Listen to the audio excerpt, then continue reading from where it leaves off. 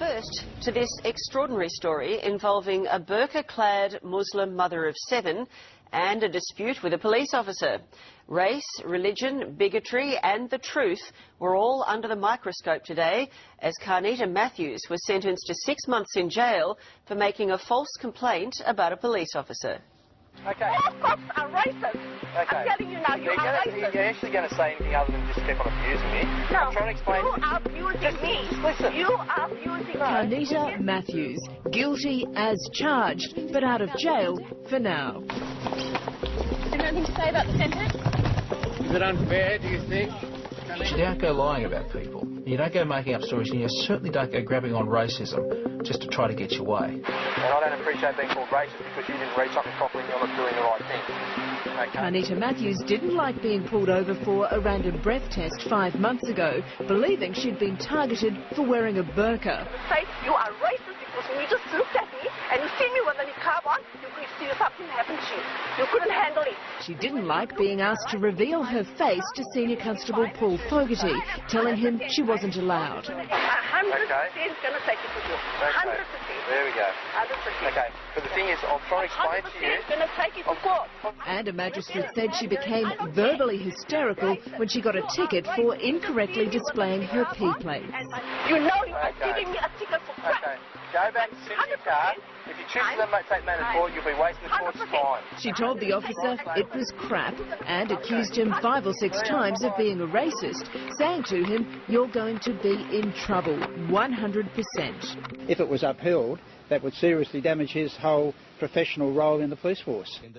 She even went to the media with her false accusation. And it actually felt like he actually touched my veil, and I pulled back. But it was what she did next that landed her in big trouble. She made a formal complaint in a statutory declaration that the officer had acted in a racist manner and had even tried to rip off her veil. It is unfair, and it's the ugliest accusation you can make. Fortunately, it's all there on the patrol car video, or, put more accurately, not there. Thankfully, there was a camera in the back of the car that actually filmed the whole thing, or that officer would be skewered. What makes her story really rich is that in court, her lawyer Stephen Hopper argued it wasn't her who made the false complaint to police. He argued that because she couldn't be seen under her burqa and no one checked her ID, it may not have been her. Now she's trying to say, no, it was another person wearing the burqa, her twin. Oh, the lawyer's very clever. It's game playing. And I think the magistrate recognised this quite early. Magistrate Robert Ravage said the evidence it was her was overwhelming.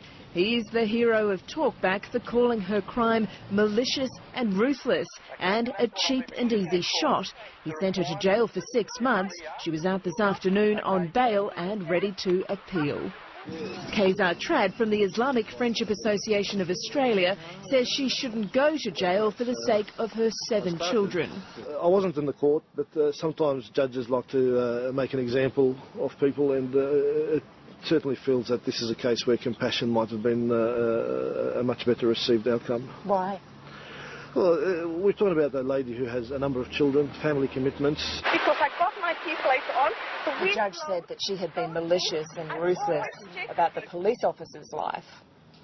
Well, look... she didn't show compassion for him.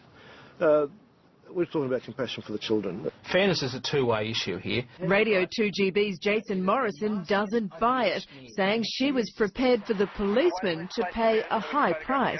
A dent on his reputation of an accusation of racism, you're never clear. It ruins a career. Fred Nile says there's one obvious solution. I believe this is now proving a strong case for a total ban on wearing a burqa. And he has plenty of support. That's our culture. I can look at you, you can look at me. That's how it works. Carnita Matthews will go to the district court to appeal the sentence. I think justice has been served, and I think this is a major wake-up for a lot of people who think this is an issue that is just going to walk away. This is not. This case proves my argument. We must be an open-faced society. Right. Okay. I'm going to take you, and you're going to be in trouble. Okay. 100%. See ya. Bye-bye. Islamic leaders said today that it is permissible for women to reveal their face to a policeman when requested.